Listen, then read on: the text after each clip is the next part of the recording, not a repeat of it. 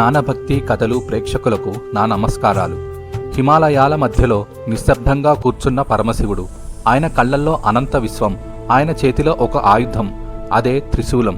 అది కేవలం ఆయుధమా, లేకపోతే మనిషి జీవితం మార్చే 3 మహారహస్యాల సంకేతమా?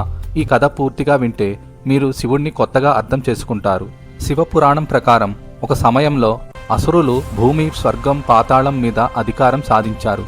దేవతలు భయంతో బ్రహ్మ, విష్ణువుల దగ్గరకు వెళ్ళారు. విష్ణువు అన్నాడు, ఈ అహంకారాన్ని నాశనం చేయగల శక్తి ఒక్కరికి మాత్రమే ఉంది. ఆయనే మహాదేవుడు. దేవతలు కైలాసానికి వెళ్ళారు. శివుడు ధ్యానం నుంచి కళ్ళు తెరిచినప్పుడు ఆయన నుంచి 3 శక్తులు వెలువడ్డాయి. ఇచ్ఛాశక్తి, జ్ఞానశక్తి, క్రియాశక్తి. ఈ 3 శక్తులు కలిసినప్పుడు త్రిశూలం అవతరించింది. ఇది లోహం కాదు, ఇది చైతన్య శక్తి. త్రిశూలం 3 అంచులు సూచించేది: గతం, వర్తమానం, భవిష్యత్తు. మనిషి సమస్య ఏమిటి? గతం గురించి బాధ, భవిష్యత్తు గురించి భయం, వర్తమానం కోల్పోవడం. శివుడు త్రిశూలంతో చెబుతున్నాడు, కాలం నిన్ను నియంత్రించదు, నువ్వే కాలాన్ని నియంత్రించాలి. ఒక భక్తుడు శివుడిని అడిగాడు, ప్రభు, నా జీవితంలో చాలా తప్పులు చేశాను, నా భవిష్యత్తు చీకటిగా కనిపిస్తోంది. శివుడు చిరునవ్వుతో త్రిశూలాన్ని చూపించాడు. గతం ఒక పాఠం, భవిష్యత్తు ఒక అవకాశం, వర్తమానం నీ శక్తి. ప్రకృతి 3 గుణాలతో నడుస్తుంది. సత్వం అంటే శాంతి, జ్ఞానం. రజసం అంటే కోరిక, చర్య. తమసం అంటే అలసత్వం, అజ్ఞానం. త్రిశూలం చెప్పేది, నీ గుణాలు నిన్ను నియంత్రించకూడదు, నువ్వే వాటిని నియంత్రించాలి. శాస్త్రాల ప్రకారం 3 తాపాలు: ఆధ్యాత్మిక బాధ, ఆది భౌతిక బాధ, ఆది దైవిక బాధ. శివుడి త్రిశూలం అంటే ఈ 3 బాధలను తొలగించే శక్తి. త్రిపురాసురులు 3 నగరాల్లో నివసించారు: బంగారు నగరం, వెండి నగరం, ఇనుప నగరం. ఇవి సూచించేది అహంకారం, అజ్ఞానం, ఆసక్తి. శివుడు ఒకే శక్తితో వాటిని నాశనం చేశాడు. అదే త్రిశూల తత్వం. యోగ రహస్యం. త్రిశూలం యోగాలో ఇడానాడి చంద్రశక్తి, పింగళనాడి సూర్యశక్తి, సుషుమ్నానాడి ఆధ్యాత్మిక జాగృతి. ఇది కుండలిని శక్తి సూచకం. త్రిశూలం మనకు చెబుతుంది, గతాన్ని విడిచిపెట్టు, భవిష్యత్తును భయపడవద్దు, వర్తమానంలో జీవించు, మనస్సును నియంత్రించు, కోరికలను సమతుల్యం చేయి, భయాన్ని శక్తిగా మార్చు. ఒకసారి పార్వతీదేవి అడిగింది, ప్రభు, ఈ త్రిశూలం ఎందుకు ఎప్పుడూ మీతో ఉంటుంది? శివుడు అన్నాడు, ఇది ఆయుధం కాదు, ఇది జీవితం ఎలా జీవించాలో గుర్తు చేసే జ్ఞానం. త్రిశూలం చెబుతోంది, కాలాన్ని జయించు, మనస్సును నియంత్రించు, బాధలను అధిగమించు. అప్పుడు నీ లోపలే శివుడు మేలుకుంటాడు. పార్వతీదేవి ఒకసారి మహాదేవుణ్ణి అడిగింది, ప్రభు, ఈ ప్రపంచంలో ప్రతి మనిషి బాధపడుతున్నాడు, వాళ్ళు శాంతిని ఎలా పొందగలరు? శివుడు త్రిశూలాన్ని నేలలో నాటుతూ ఇలా అన్నాడు, మనిషి జీవితం కూడా త్రిశూలం లాంటిదే. త్రిశూలం 3 భాగాలు, జీవితం 3 స్థితులు: శరీరం, మనస్సు, ఆత్మ. మనిషి సమస్య ఏమిటి? శరీరానికి మాత్రమే ప్రాధాన్యం, మనస్సు గందరగోళం, ఆత్మను మర్చిపోవడం. శివుడు చెబుతున్న సందేశం, శరీరం ఆరోగ్యం, మనస్సు శాంతి, ఆత్మ జాగృతి. ఈ 3 సమతుల్యం అయితేనే జీవితం సంపూర్ణమవుతుంది. త్రిశూలం 3 అంచులు. శివుడి 3 కళ్ళు: ఎడమ కన్ను చంద్రుడు, శాంతిని సూచిస్తుంది; కుడి కన్ను సూర్యుడు, శక్తిని సూచిస్తుంది; మధ్య కన్ను జ్ఞానాన్ని సూచిస్తుంది. స్కాంద పురాణం ప్రకారం 3వ కన్ను అంటే నాశనం కాదు, అజ్ఞాన నాశనం. ఒకసారి దేవతలు అడిగారు, ప్రభు, మీరు కోపంగా 3వ కన్ను తెరిస్తే ప్రపంచం నాశనం అవుతుంది, ఎందుకు? శివుడు అన్నాడు, నేను ప్రపంచాన్ని కాదు, మాయను నాశనం చేస్తాను. త్రిశూలం సూచించేది భూలోకం, స్వర్గలోకం, పాతాళలోకం. శివుడు ఈ 3 లోకాలకు అధిపతి. దీనిలో లోతైన అర్థం: భూలోకం భౌతిక జీవితం, స్వర్గం మనస్సు ఆనందం, పాతాళం మన లోపలి చీకటి. త్రిశూలం అంటే మనలోని చీకటిపై నియంత్రణ. హిమాలయాల్లో ఒక యువకుడు జీవితం మీద విసుగుతో శివుడిని ప్రార్థించాడు, ప్రభు, నా జీవితంలో సమస్యలే సమస్యలు. అప్పుడు ఒక యోగి అతనికి త్రిశూలం ఇచ్చాడు. దీనిని 3 రోజులు చూసుకుంటూ ధ్యానం చెయ్యి. మొదటవ రోజు అతను తన గతాన్ని గుర్తు చేసుకున్నాడు. 2వ రోజు తన భయాలను చూశాడు. 3వ రోజు అతను వర్తమానంలో జీవించడం ప్రారంభించాడు. ఆయన అర్థం చేసుకున్నాడు, త్రిశూలం బయట లేదు, మన లోపలే ఉంది.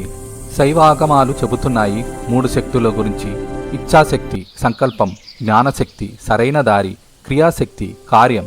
మనిషి విఫలం అవ్వడానికి కారణం కోరిక ఉంది, కానీ జ్ఞానం లేదు, లేదా చర్య లేదు. త్రిశూలం చెప్పేది, ఆలోచించో, తెలుసుకో, పని చెయ్యి. ఆధ్యాత్మికంగా త్రిశూలం యొక్క అసలు పని ఏమిటంటే అహంకార నాశనం, భయం తొలగింపు, మాయ విరగదీయడం. శివపురాణం చెబుతుంది అహంకారం ఉన్న చోట శాంతి ఉండదని. శివుడు చెబుతున్న 3 నియమాలు: గతం గురించి బాధపడవద్దు, భవిష్యత్తు గురించి భయపడవద్దు, వర్తమానంలో పూర్తిగా జీవించు. ఇదే శివుడు చెబుతున్న అసలైన రహస్యం. ఒకసారి నంది అడిగాడు, ప్రభు, మీ త్రిశూలం ఎందుకు ఎప్పుడు నేలపై నిలబెట్టినట్టు ఉంటుంది? శివుడు అన్నాడు, ఇది యుద్ధం కోసం కాదు, మనిషి పడిపోయినప్పుడు మళ్ళీ లేవడానికి. త్రిశూలం అంటే శక్తి కాదు, ఆయుధము కాదు, ఇది జీవితం ఎలా జీవించాలో చెప్పే దైవజ్ఞానం. శివపురాణం ప్రకారం ఈ ప్రపంచంలో ప్రతి జీవి 3 రకాల కర్మలతో జీవిస్తూ ఉంటాడు. సంచిత కర్మ, గత జన్మల ఫలితాలు; ప్రారబ్ధ కర్మ, ఈ జన్మలో అనుభవించాల్సిన కర్మ; ఆగామి కర్మ, ఇప్పుడు చేస్తున్న పనుల ఫలితాలు. త్రిశూలం 3 అంచులు ఈ 3 కర్మలను సూచిస్తాయి. శివుడు త్రిశూలం పట్టుకుని చెప్పేది, కర్మలను మార్చే శక్తి నీలోనే ఉంది. లోతైన అర్థం: గతం మర్చిపో, భవిష్యత్తు ఇంకా రాయబడలేదు, వర్తమానం కర్మను మార్చే అవకాశం. ఇది చాలామంది అడిగే ప్రశ్న. శివుడు కైలాసంలో కూడా ఉంటాడు, కానీ శ్మశానంలో ఎందుకు? శివతత్వం ప్రకారం శ్మశానం అంటే అహంకారం ముగిసే స్థలం, శరీరం తాత్కాలికం అని గుర్తు చేసే స్థలం, జీవితం నిజమైన అర్థం తెలిసే స్థలం. త్రిశూలం అక్కడ ఉండటం అంటే జననం, జీవితం, మరణంపై నియంత్రణ. త్రిశూలం 3 అంచులు సూచించేది జననం, జీవితం, మరణం. శివుడు చెబుతున్నాడు, మరణం ముగింపు కాదు, మార్పు మాత్రమే. ఒక భక్తుడు మరణం గురించి భయపడ్డాడు. శివుడు అన్నాడు, మరణం కూడా ఒక విశ్రాంతి అంతే. త్రిశూలం అంటే భయాన్ని నాశనం చేసే శక్తి. మనిషి 3 భయాలు: గత తప్పుల భయం, భవిష్యత్తు అసురక్షిత భావం, మరణ భయం. త్రిశూలం అంటే భయనాశకం.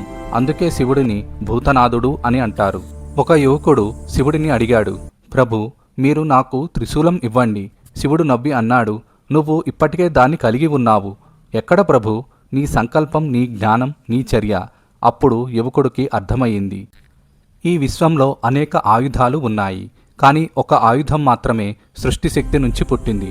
అది కేవలం యుద్ధం కోసం కాదు, అది కాలాన్ని, కర్మను, మరణాన్ని కూడా నియంత్రించే శక్తి. అదే మహాదేవుని త్రిశూలం. కానీ ప్రశ్న ఏమిటంటే, త్రిశూలం ఎక్కడ తయారైంది? దాన్ని ఎవరు తయారు చేశారు? దాని జననానికి కారణం ఏమిటి? ఇప్పుడు తెలుసుకుందాం. త్రిశూలం ఆవిర్భావం వెనుక ఉన్న అసలు పురాణ కథ. శివపురాణం ప్రకారం ఒక కాలంలో అసురులు తీవ్రంగా బలవంతులయ్యారు. వారి తపస్సు వల్ల బ్రహ్మ నుండి అనేక వరాలు పొందారు. వారు దేవతలను ఓడించారు, యజ్ఞాలను ఆపేశారు, ధర్మాన్ని నాశనం చేయసాగారు. దేవతలు భయంతో బ్రహ్మ మరియు విష్ణువులను ఆశ్రయించారు. అప్పుడు విష్ణువు అన్నాడు, ఈ అహంకారాన్ని నాశనం చేయగల శక్తి ఒక్కరికి మాత్రమే ఉంది, మహాకాలుడు అయిన ఆ పరమశివుడు. దేవతలందరూ కైలాసానికి వెళ్ళారు. అక్కడ శివుడు లోతైన సమాధిలో ఉన్నాడు.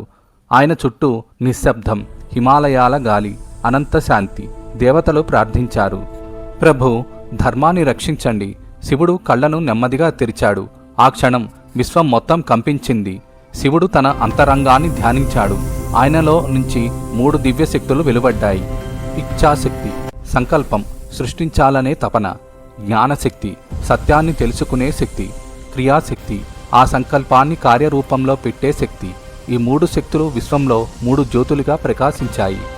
స్కాంద పురాణం ప్రకారం ఈ 3 శక్తులు దేవీ రూపంలో ప్రదర్శించబడ్డాయి. సరస్వతి జ్ఞానశక్తి, లక్ష్మి క్రియాశక్తి, పార్వతి ఇచ్ఛాశక్తి. ఈ 3 దేవీ శక్తులు తమ శక్తిని శివునికి సమర్పించాయి. అప్పుడు 3 జ్యోతులు కలిశాయి. ఆ 3 శక్తులు ఒకే రూపం తీసుకున్నాయి. ఆ రూపం 3 అంచులతో కూడిన దివ్య ఆయుధం. ఆకాశంలో ఒక ప్రకాశం, దివ్యనాదం, శక్తి తరంగాలు. అలా జన్మించింది త్రిశూలం. అది లోహం కాదు, అది చైతన్య శక్తి యొక్క అసలు రూపం. త్రిశూలం ఆవిర్భవించిన క్షణంలో దేవతలు ఆనందించారు, ఋషులు నమస్కరించారు, భూమి స్థిరపడింది, ధర్మం తిరిగి శక్తి పొందింది. శివుడు త్రిశూలాన్ని తన చేతిలో పట్టుకున్నాడు. ఆ క్షణం నుంచి ఆయన అయ్యాడు త్రిలోకనాథుడు. త్రిశూలం సూచించేది సృష్టి, స్థితి, లయం. అంటే బ్రహ్మ, విష్ణు, రుద్ర అన్నీ ఒక్కటే సూచించే శివతత్వం. ఒకసారి పార్వతీదేవి అడిగింది, ప్రభు, ఈ త్రిశూలం ఎందుకు అంత ప్రత్యేకం? శివుడు చిరునవ్వుతో అన్నాడు, ఇది ఆయుధం కాదు, ఇది విశ్వాన్ని నడిపించే 3 శక్తుల గుర్తు. శివుడు చెబుతున్నాడు, నీ కోరికను పవిత్రం చెయ్యి, నీ జ్ఞానాన్ని పెంచుకో, నీ చర్యను ధర్మంగా మార్చు. అప్పుడు నీ చేతిలో కూడా త్రిశూలం ఉంటుంది. త్రిశూలం కేవలం శివుడి ఆయుధం కాదు, అది మనిషి విజయానికి 3 రహస్యాలు. నేను చెప్పిన అంశం నచ్చి ఉంటే ఓం నమః శివాయ అని కామెంట్ చేయండి, లైక్ అండ్ షేర్ చేయండి. మరిన్ని శివపురాణ కథల కోసం, శివుడి రహస్యాల కోసం, హిందూ ఆధ్యాత్మిక కథల కోసం మా ఛానల్ ఇప్పుడే సబ్స్క్రైబ్ చేసుకోండి. సర్వే జనా సుఖినో భవంతు. ఓం నమః శివాయ. ఓం శాంతి శాంతి శాంతి.